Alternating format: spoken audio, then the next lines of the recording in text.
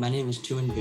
Here at NSTEM, I am a senior director. I am kind of in charge of organizing the whole company and getting a good view on what our company looks like and being able to assist in any way possible. I can also serve as an input for executive management and a connection between them and the rest of the company. I think that NSTEM plays a really key role in our elementary and middle school.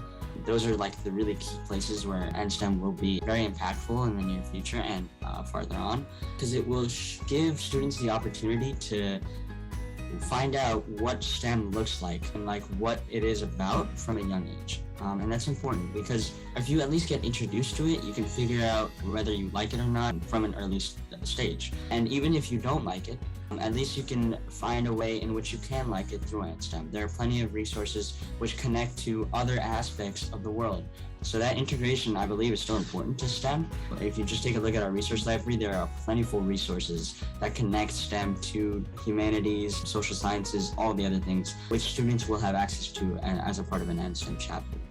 I truly think that beyond the skills that I've portrayed, it's because of my passion for giving back to this community that I've been so integrated with and that has given me so much.